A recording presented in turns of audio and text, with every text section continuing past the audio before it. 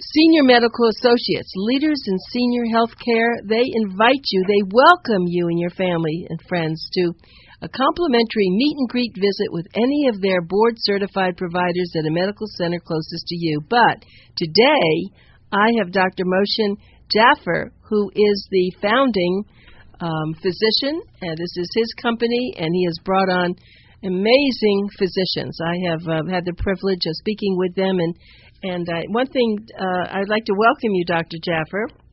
Thank you. And I'd also like to tell you that your 10 Pearls to Longevity is becoming a soundboard for all your physicians. Never do I interview them where they don't mention it. Because it's an important aspect of the aging process, and we take care of seniors. So anybody who's 65 and above, the mortality is a very glaring and a significant issue. For a 20-year-old, it isn't. But as you get older, you realize that you're facing your mortality and what can be done so that you age well and you have the best possible chance of being vital and vibrant and full of vim and vigor.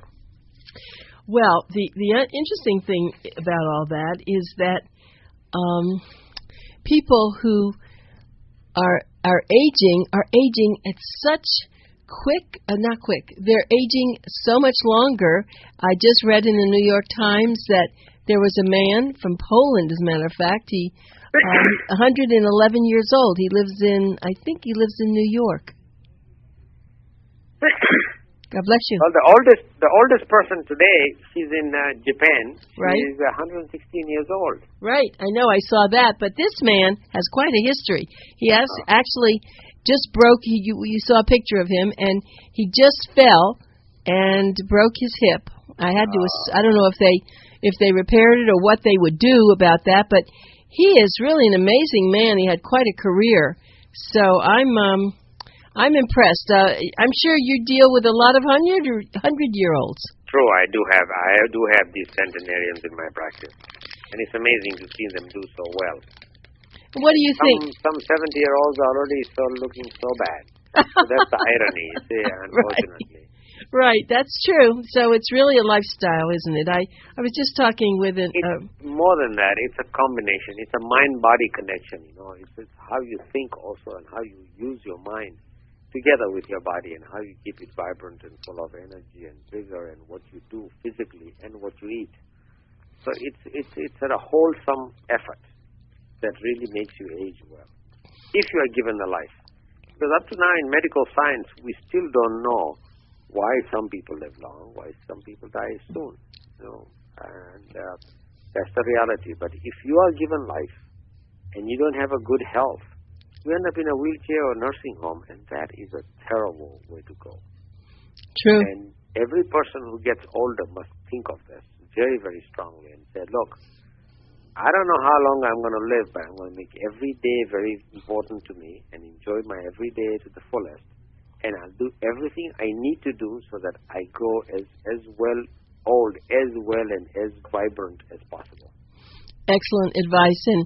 And I'm sure as a physician, you actually are responsible for a lot of people's living longer because you motivate them. It's one thing, for someone to sit at home and they're supposed to do certain things, but I know that your organization has all sorts of seminars and you really care about them and they know that, and I think that helps, doesn't it? Absolutely. I ask the question to my patients to say, who's the best doctor you have? And some of them get it and they say, I am. I said, thank you. Absolutely true. You are the best doctor you have. And you allow, it's like being a captain of the ship. You are the captain, you're on the ship, but you allow the first officer, which is your doctor, aboard, and he or she now guides you. So you don't get a train wreck or you don't get a shipwreck. And it guides you through because doctors have the medical knowledge. You may have medical problems, you may have issues, and you also want to do prevention. So that's where the doctor comes in and helps you and guides you. So it's a partnership. And if that partnership is good and the premise of the partnership is to keep that patient as healthy as possible as long as he or she lives. Can we talk a little bit about some of the problems that you see as older adults come in and you examine them? And what would you say was maybe the key diagnosis that you need to work on with them? Okay, body-wise, there are three things that happen which are very significant. Just like that 111-year-old person who said he fell down and broke his hip. Why do you do that? Three things happen. Number one, you lose your muscle mass, you lose your balance, and you lose your flexibility. You become stiff, you are weak, you can't get up from your chair. What happens? You end up in a wheelchair. Very soon, nobody can lift you. You can't go to the bathroom and do your poo and pee. And you end up in a nursing home, and that's a terrible way to live, and you might live there a long time. Who knows how long as you're given life. And the other thing is medical problems. They do you in. So, if you have high blood pressure today, you don't take care of it, you know for sure that down the road you'll pay a heavy price with your kidneys, your heart, and your stroke. You got diabetes. You got other problems. If you take care of them, they will not be the ones that do you in. And these are the two things. It's the medical problems and also your physical problems. If you can manage these two well, and I tell all my patients, the trouble about our country today is we are becoming chubbier and grumpier. We don't laugh enough, we don't relax enough, we do not lighten up, we worry too much, and we don't take care of our bodies. We just eat like pigs, I'm sorry to say. We do not watch what our body should be taking in, because it's fuel. And I could, when I buy a nice car, I make sure I give a premium gasoline.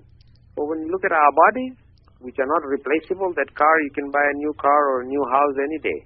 But your body is the most valuable asset you'll ever possess. And yet, we do not treat it as such. We flaunt our bodies and we do not feed it right, and we stress it and we don't give it the right exercise and the diet.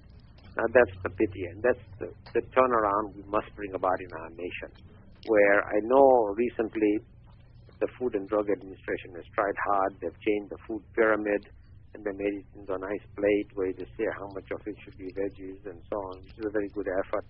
About exercise and banning the colas and drinking better and eating smarter foods and cutting out the sweet drinks and the exercise program. This is a step in the right direction. But your listeners can do themselves a big favor. We have discovered that if you walk 10,000 steps every day, you will stay very, very fit. Now, what is 10,000 steps? Depending on your height, 3 to 4 miles a day of walking. And the patients would say, "Doc, are you crazy?" And I say, "I know it sounds formidable, but today you can only walk a block. But every day you start walking a block and a little more. Very soon it'll be a block and a half, 2 blocks. And you'd be surprised how your body confirms and complies and how it's just able to accommodate that newer exercise level. And very soon, a month or two later, you'll be surprised you're walking a mile. And these are people who had horrible deformities. And this is what I'll give you a very nice story. I had a patient who came and hugged me. I said, "What do I deserve this hug for?" She said, "Remember, I became your patient 1 year ago, and at that time she was in a wheelchair. So she left her doctor because the doctor had recommended a new knee for her. And her husband had died trying to get a new hip and died on the table because of the complication. So she had this complete phobia about getting any operation done, and she was very upset that her doctor insisted. So she changed to me. So I said, "I have a condition. You live in a complex where there's a gym. You will go to the gym every day and start exercising." Her daughter called me ecstatic. She says, "I've been trying to get Mama to exercise for the longest time. Now she's ready to do it." And it takes 1 month to change a habit. In 1 month, this lady became so addicted to exercising and being mobile, and very soon she left the wheelchair, came in a walker, and next thing was only a walking stick. And finally, she stopped having a walker also. Now, 1 year later, she goes to visit her granddaughter in the South Miami. And the great-grandson says, "I know Mama used to tell me you were a tennis player. Let's go and play tennis next door." I said, "Are you crazy? I haven't played tennis for 40 years. So the granddaughter says, "Just humor this boy. Go with him." And she ended up playing a little tennis. And that's why I got that hug. Here's a woman who was recommended that your knee is so bad, you need a knee replacement. Instead, a year later, she was playing a little tennis. So the message in this story is that no matter how bad your arthritis, if you exercise that limb and if you exercise and strengthen the muscles, your arthritis will improve. Your mobility will improve. And you will feel so much better. But the price to pay is the first 4 to 6 weeks, where you'll have a lot of pain. But if you persevere, you will not only prevail, but you will be very, very successful. Let me ask you a question. How do you feel yoga is for an older adult? You see, I told you 2 things that are lost is also, besides muscle mass, is flexibility and balance. Yoga is beautiful for balance and flexibility. And also, if you do yoga seriously, you also get a lot of strength also. So it really satisfies all the needs of our body. And you do become much more vibrant. So yoga is a great prescription. I'm glad Once to hear or twice a week is very good. But the problem is, a lot of people go to the first yoga class and they try to become a pretzel. Don't stress yourself. Just do whatever you can. And slowly you will see how your body can do those poses even better and better every time you go. Don't push it. Don't strain yourself. Don't pull your muscles. Slowly let your body conform to those poses. Well, Dr. Moshin Jaffer, of course, is our speaker. We're interviewing him. He's the founder of Senior Medical Center. They have centers all over, whether it's in Coconut Creek or Tamarack or Plantation or Pompano Beach or Margate, Coral Springs, Sunrise, and they're working on a lot more. But he really is you can hear how motivating he is just listening to him. Imagine if he's your doctor. I mean, you won't get out of anything that I know he'll encourage you. He has this beautiful smile, and he's very sincere. I was thinking about what you said with yoga. It was probably when I first started out as a gerontologist, and I was making a lot of speeches, and I had gone to a retirement community to make a speech, and there was a woman there who actually I think she was in her 70s, and she had been a yoga teacher, and she was on before my speech, and she was really doing a lot of good things, and I thought, well, how can she be a yoga teacher here with these older adults? They can't get on the floor and act like a pretzel. But she was doing things with them that she could do, whether they were in a wheelchair or whatever. And one thing she showed me was to put my leg up and stretch. It was up high, and then do the other one. And she said, you can do it when you brush your teeth. And, and I said, okay, I'll try it.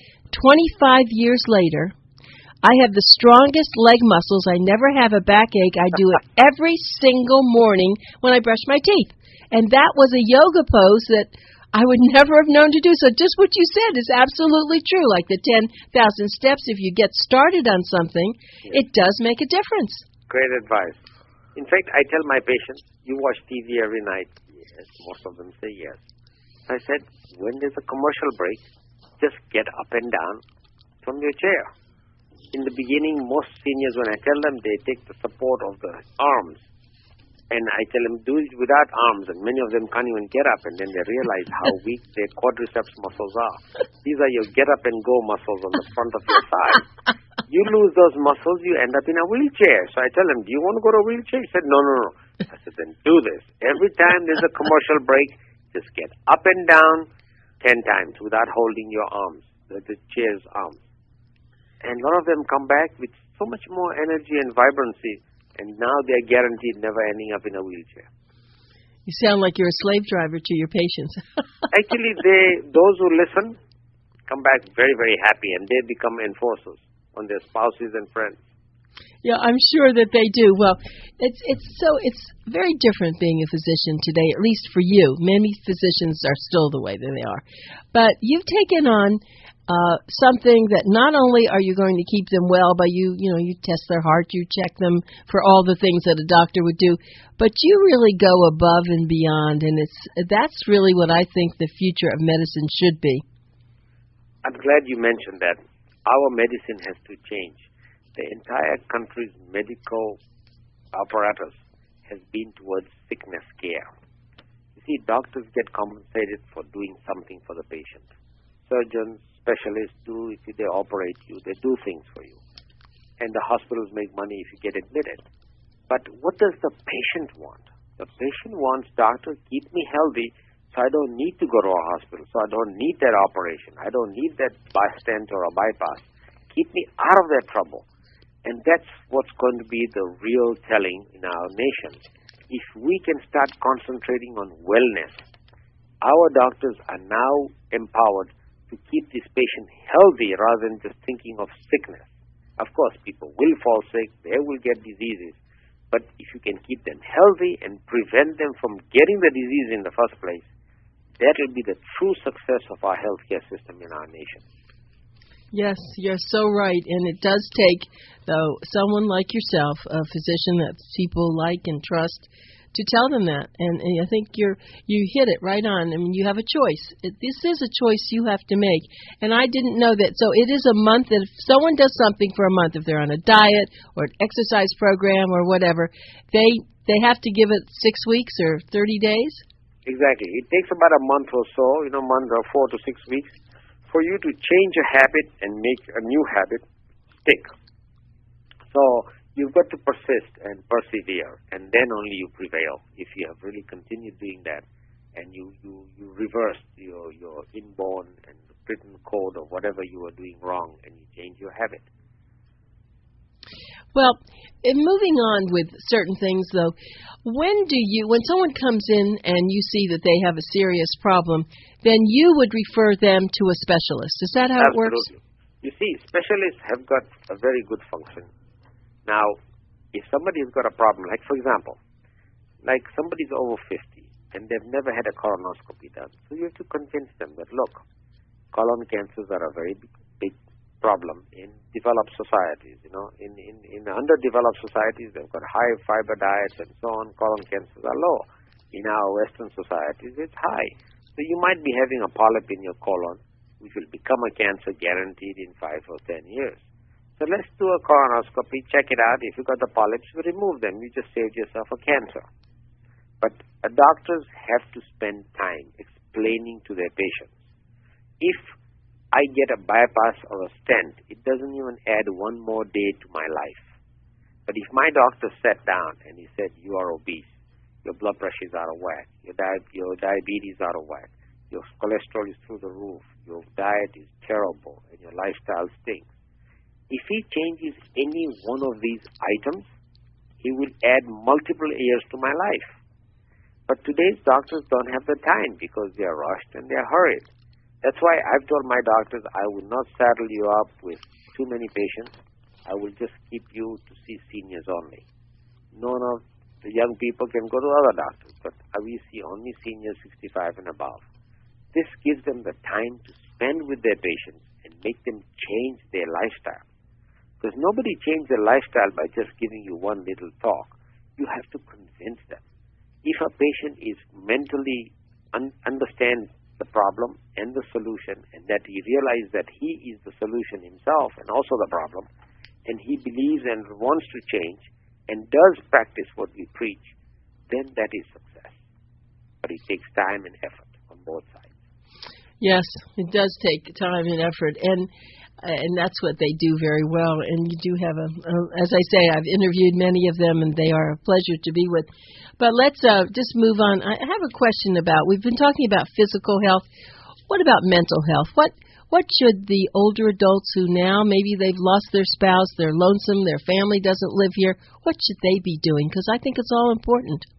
There are two things you touch on, and I think they're very important. One is the tsunami that's going to face us, which is the Alzheimer's, the dementia, the breakdown of the brain function, you see, the cognitive function, that you can think and you can make your decisions and you can judge and you can make all those things that the brain does effortlessly.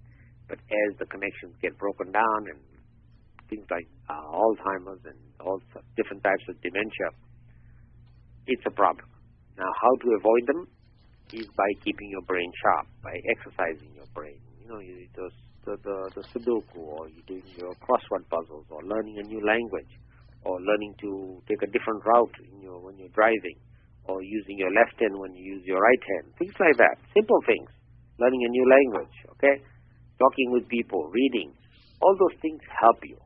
say, prevent this problem, which you don't have much protection against except if you do this thing. And some people are more prone than others.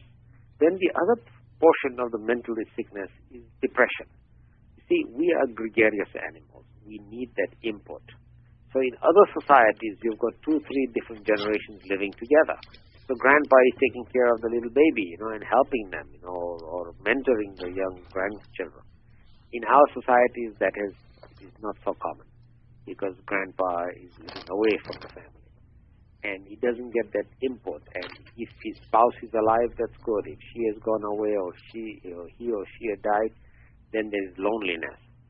And that is a significant factor. So we as a society have not been very successful in making sure that all our seniors are mentally well stimulated. But we can't wait for the society to cure us, so we have to do that. We have to encourage our patients to become more gregarious. Go and join, if they're active in their church or synagogue, go and get active there, or they're politically active, or do some volunteer work. I send a lot of my professionals who retired, and now they are just wasting away at home. I said, go become a bag boy at Publix, or become a greeter at Walmart. Do something.